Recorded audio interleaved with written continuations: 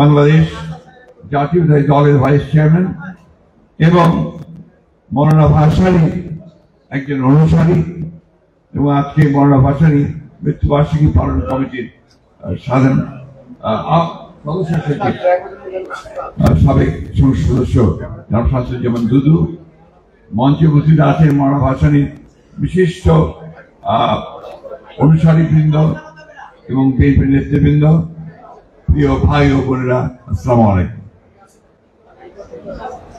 মৌলানা ভাসানী কিংবদন্তি মহিরূপ এবং তার ছায়ায় আমরা দীর্ঘকাল বাস করেছি। আজকে নয়, ব্রিটিশেরা যখন আপনার ভারত দখল করে নিয়েছিল এবং যখন ব্রিটিশের শাসন বাংলাদেশ শুধু নয় সারা ভারতবর্ষের মানুষকে যখন অস্থির করে ফেলেছিল, জেল, জুলুম, হত্যা, অত্যাচার, নির্যাতন, ঔপনিবেশিক শাসনের নির্যাতন, সেই নির্যাতন যখন অস্থির হয়েছিল, তখন এই ভারতবর্ষে কয়েকজন মানুষ তারা মানুষের অধিকার প্রতিষ্ঠার জন্য, ভারতবর্ষের স্বাধীনতার জন্য তারা সেদিন জেগে উঠেছিল, বেরিয়ে এসেছিল। মৌলানা ভাসানী একজন ব্যতিক্রমী রাজনৈতিক নেতা। সেই সময় যারা রাজনীতি করতেন সামনে ছিলেন সবাই আপনার সামন্তবাদী পরিবার থেকে আসা, বেশিরভাগই সেই ভারতবর্ষের পশ্চিমে বলেন পূর্বে বলেন সব ছিলেন তারা সম্ভ্রান্ত পরিবারের লোকজন, অত্যন্ত উচ্চশিক্ষিত এবং তাদেরকে বলা হতো জুনিয়র লর্ডস। তারা সবাই সমস্ত তরুণ ছিলেন। মৌলানা ভাসানীর উত্থান একেবারে সাধারণ ঘর থেকে, এবং তিনি মাদ্রাসায় পড়তেন এবং কর্মজীবনে পড়াতেন, অর্থাৎ মাদ্রাসার শিক্ষক ছিলেন। এই সময়ে তিনি আসামে তিনি চলে গিয়েছিলেন, সেখানেই তিনি পড়াশোনা করতেন। পড়াশোনা শেষ করে তিনি সেখানে কিছু এই ওয়াজ মাহফিল চাকরি করতেন। এই করার সময়ই দেখা গেল যে মানুষের ভেতরে একটা আগুন আছে, সে মানুষকে জানিয়ে তুলতে পারে, উঠতে উঠতে মানুষকে সে মোহিত করতে পারে। এই গুণ করেছিল মৌলানা ভাসানী দ্রুত রাজনৈতিকভাবে সন্তুষ্ট এবং মানুষগুলো তাকে কাছে টানার চেষ্টা করেছে। মৌলানা ভাসানী কংগ্রেসের প্রেসিডেন্ট ছিলেন আসামে। খেয়াল করবেন, তিনি তখন অল ইন্ডিয়া কংগ্রেসের আসাম প্রভিন্স স্টেটের সভাপতি ছিলেন। পরবর্তীতে পাকিস্তান আন্দোলন শুরু হল, পাকিস্তান মুসলিম লীগে, পাকিস্তান মুসলিমরা ভারতীয় মুসলিম লীগে তিনি সভাপতি হয়েছিলেন এবং সেই পাকিস্তান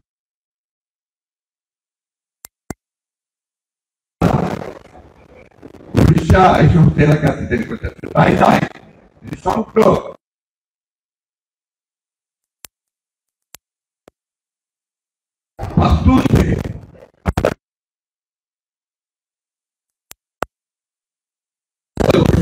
প্রদেশ থেকে, পেশোয়ার থেকে শুরু করে একেবারে কক্সবাজার পর্যন্ত তার বিচরণ ছিল। মৌলানা ভাসানীকে অনেকে বলতো তিনি পীর হলেন কিভাবে, উনি আধ্যাত্মিক জগতের মানুষ ছিলেন, কিন্তু তিনি একেবারে পীর হয়ে গেলেন কিভাবে। আসামে এলাকাতে এই কথাগুলো বলতেন,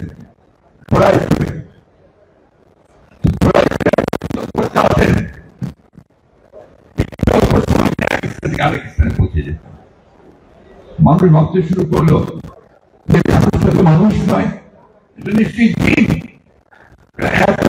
পাকিস্তান থেকে আরেক স্থানে গিয়ে সে কথা বলছে, মানুষের সঙ্গে কথা বলছে, তিনি সাথে আধ্যাত্মিক জগতে প্রবেশ করলেন। আমার ছোট্ট ঘটনা পরে একটু আপনাদেরকে ওই পরের দিককার ঘটনা বলি। এটা স্বাধীন বাংলাদেশের 73-74 সালে আপনার নর্থ বেঙ্গলে, আমাদের নর্থ বেঙ্গলে প্রচন্ড বন্যা হয়েছিল। পঞ্চগড় ছিল ওই ভারতবর্ষের থেকে পালিয়ে এসে শেষ হয়ে পড়া গেলেন সেই গন্ডা পদ্ধতি এলাকা 10 টাকা যেমন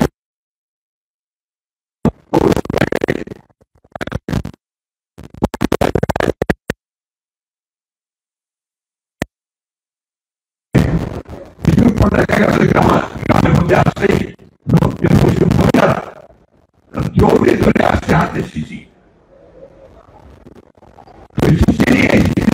পানি নালে হাতে এসে সবাই গিয়ে দাঁড়াচ্ছে কি মনোনয়ন করতে গিয়ে হুজুর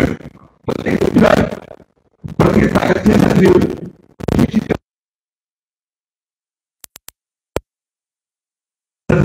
আসলো ঘুমিয়ে চলে গেল। রাতে যখন আমরা খেতে বসেছি বাসায় তখন আমি তাকে জিজ্ঞেস করলাম যে হুজুর আপনি যে ফুঁ দিলেন এটা কেন? যেই তো তোমাদের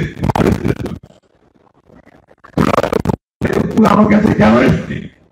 তাদের একটা বিশ্বাস যে আমি আল্লাহ নাম নিয়ে দেবো অত দরিদ্র সে ডাক্তারের কাছে যেতে পারে না, এই ফুঁ দিয়ে সে তার বাচ্চা ওই পানি খাওয়ায় এই বিষয়টাকে খেয়াল করে খুব ইম্পর্টেন্ট। অর্থাৎ তখনই তিনি বুঝেছিলেন এই দেশে এই মানুষগুলোর মধ্যে ধর্মবোধকে বাদ দিয়ে কোনো কাজ করা ঠিক হবে না। আরেকটি বিষয় অত্যন্ত জরুরি, সেটা হচ্ছে যদি কমিউনিস্ট, আমরা তো বাম রাজনীতি কানাডার লোক সবাই এখানে সবসময় আপনার সমাজের কথা বলতাম, বিপ্লবের কথা বলতাম এবং ধর্মকে আমরা মনে করতাম যে এটা খুব জরুরি বিষয় নয়। তুমি বলতে তোমাদের কমিউনিস্টের দোষ, তোমরা বলিও না বাংলাদেশের মানুষ ধর্মকে বাদ দিয়ে কোনো কাজ করে না, যেটা সত্য বাস্তব। এই কারণে তিনি পরে তার ধর্ম কর্ম সমাজতন্ত্র মনে আছে আপনার, ধর্ম কর্ম এবং সমাজতন্ত্র, এই যে বিষয়গুলো, এই বিষয়গুলো আজকে রাজনীতির সঙ্গে একে কিন্তু আপনাকে মিলিয়ে নিতাম। যাই হোক, সেই কথা পরে পরে তোমরা পাকিস্তান আন্দোলন করেছেন, পাকিস্তান হয়েছে, কখনো তিনি চিফ মিনিস্টার বা গভর্নর এগুলো পদ নেননি। পাকিস্তান হওয়ার পরে যখন আপনার আইয়ুব খান নয়, তখন আপনার কায়দা দেওয়ার পরে পরে আপনার পাকিস্তান শাসক গোষ্ঠী তারা তৎকালীন পুরো পাকিস্তানের উপরে সেই বৈষম্যমূলক আচরণ করতে শুরু করলো। এখন আমরা বৈষম্য চলছে না, তখনই আমরা বৈষম্য শুনি যে পাকিস্তান পুরো পাকিস্তানের মানুষের উপর বৈষম্য চাপিয়ে দিচ্ছে, তাদেরকে চাকরি দেওয়া হয় না ঠিক মতো, তাদের পড়াতে দেওয়া হয় না, উন্নতি হয় না, এগুলোর বিরুদ্ধে আন্দোলন শুরু হবে নাকি। এটা 52 সালের ভাষা আন্দোলনের পরে সমস্ত রাজনৈতিক দলগুলো মিলে এখানে আপনার কম্বাইন্ড অপোজিশন একটা যুক্ত ফ্রন্ট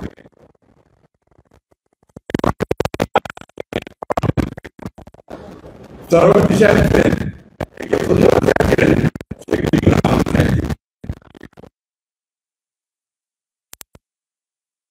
পূর্ব পাকিস্তানের সমস্ত আসনগুলো পেয়ে গেল কয়েকটা মাত্র।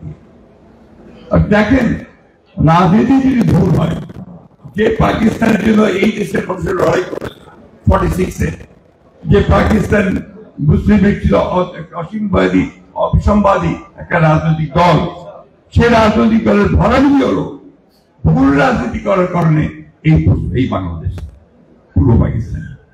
তো this is very important lesson, অত্যন্ত জরুরি একটা শিক্ষা যে আমরা এমন পুরো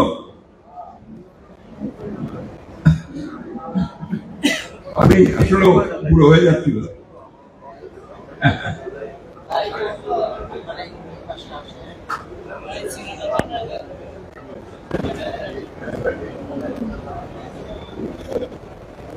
এই বিষয়গুলো আমাদের রাজনীতিবিদ অনেক সময় খেয়াল করে না। যেমন এখন একটা পরিবর্তন এসছে, এই পরিবর্তনটাকে বুঝতে হবে যে ছেলেরা কি বলছে। আমাদের মধ্যে অনেকে আছে, বিশেষ করে বিএনপির মধ্যে, ছেলেরা সব আন্দোলন একাই করেছে, এটা মানতে রাখি না, তাই না? অনেকে কথা খুব জোরে সোরে মিটিং এর মধ্যে বলেন, সত্য কথা আমরা 15 বছর ধরে লড়াই করেছি, সংগ্রাম করেছি, জান দিয়েছি, প্রাণ দিয়েছি, মামলা গেছি, চলে গেছি। তারপরে বলেন আপনার যে শেষ লাঠিটা গোলে কে মেরেছে? ছাত্ররা মেরেছে। যে স্ট্রাইকার, তারা স্ট্রাইক করেছে। আপনাদের মনে থাকা উচিত যে আমি যখন আপনার সমস্ত দেশে বিভাগীয় সমাবেশগুলো করছি আমরা, সেই সময় আমার বক্তব্যে আমি একটা জিনিস খুব জোর দিয়ে বলতাম যে কোথায় আমরা তো নবীনদের দেখতে পাচ্ছি না, তরুণদের দেখতে পাচ্ছি না, ছাত্রদের দেখতে পাচ্ছি না। ছাত্র তরুণ যদি সামনে না আসে তাহলে বুক পেতে গুলি নেবে কে? বুক পেতে গুলি নেওয়ার তরুণ যুবক যার পিছুটা নেই, যে ভ্যানগার্ড। আমরা মধ্যবিত্তরা, বয়স্ক লোকেরা, আমরা তো আমরা পেছনে পরিবারের কথা চিন্তা করি, আমরা আমাদের ছেলে মেয়েদের কথা চিন্তা করি। আমি যদি আজকে গুলি খেয়ে পড়ে যে আমার পরিবারের কি হবে এই চিন্তা করেছি, তাই না? আপনারা তো কম কষ্ট করেননি। কতবার জেলে গেছেন, কতবার মার খেয়েছেন, পুলিশ মেরেছে, বাড়ি থেকে অত্যাচার করেছে। এই বুক পেতে দিয়ে দাঁড়িয়ে থাকা সাইদ রংপুরে যেভাবে দাঁড়ালো, that was the turning point of the movement. এই বিষয়গুলো আমাদেরকে চিন্তা করতে হবে। সুতরাং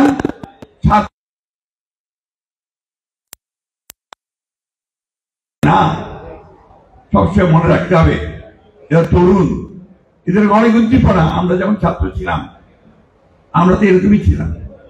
আমরা ভেবেছি সমাজতন্ত্র করব, বিপ্লব করব, সবকিছু উড়িয়ে দিব, নতুন সমাজ সৃষ্টি করব।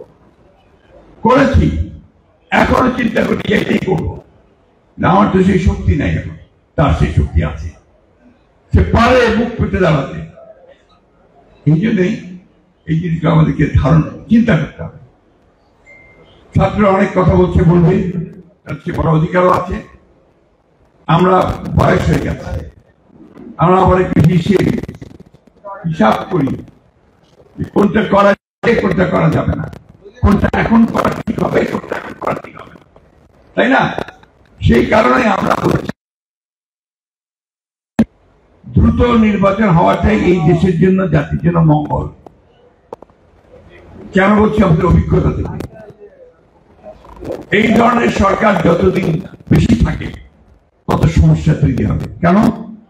এর তো ম্যান্ডেট নাই, এর তো নির্বাচিত সরকার নয়। এর পেছনে শক্তিটা কোথায়? এই জন্যই এই সরকারকে ওইটা চিন্তা করতে হবে যে আমি যত দ্রুত সময় পারি প্রয়োজনীয় যে সংস্কারগুলো, যেগুলো নিয়ে আমরা কথা বলেছি 2 বছর আগে, আমাদের 31 দফা 2 বছর আগে দিয়েছি আমরা সংস্কার, তাই না? দেখি চুপ করে থাকেন কেন, কথা বলেন না কেন? মনে হয় না আমার কথাগুলো কানে যাচ্ছে? আপনাদের যাচ্ছে? কথা বলবেন না, রেসপন্ড করবেন। ধন্যবাদ, কিন্তু মাঝে মাঝে রেসপন্ড করতে হয়। তো এটা আমরা 2 বছর আগে দিয়েছি। কেন? আমরা নিজেরা উপলব্ধি করেছি যে এই বিষয়গুলোর পরিবর্তন দরকার। আমরা তো আপনার প্রধানমন্ত্রীর ক্ষমতা আর রাষ্ট্রপতির ক্ষমতা আপনার পার্থক্য করতে বলেছি, ভাগ করতে বলেছি। এক ব্যক্তিকে বেশি ক্ষমতা দেওয়া যাবে না। একজন ব্যক্তি 2 বারের বেশি প্রধানমন্ত্রী হতে পারবে না। আমরা বলেছি 31 দফায়, আমরা বলেছি পার্লামেন্ট দ্বিকক্ষ বিশিষ্ট হতে হবে, তাই না? আমরা বলেছি যে বিচার বিভাগকে সংস্কার করতে হবে, প্রশাসনকে সংস্কার করতে হবে, যারা ঘুষ খায় প্রশাসনে তাদেরকে দূর করতে হবে, এরাই ধ্বংস করে। যারা ঘুষ খায় রাজনীতিবিদ, তাদের রাজনীতি করার সুযোগ দেওয়া যাবে না। পরিষ্কার কথা। এগুলো না করতে পারলে আমার সমাজ পরিবর্তন হবে না, রাজনীতি পরিবর্তন হবে না। যত এনোমেলিস গুলো আছে সেই এনোমেলিস গুলো আমাদের ঠিক হবে না, ঠিক না? আপনার গত কাল ও পরশু আমাদের ভারপ্রাপ্ত চেয়ারম্যান তারেক রহমান সাহেব যে সমস্ত বক্তব্য দিয়েছেন, আজকে পত্রিকায় দেখবেন অনেক পত্রিকায় এডিটোরিয়াল লিখছে, মতো পত্রিকায়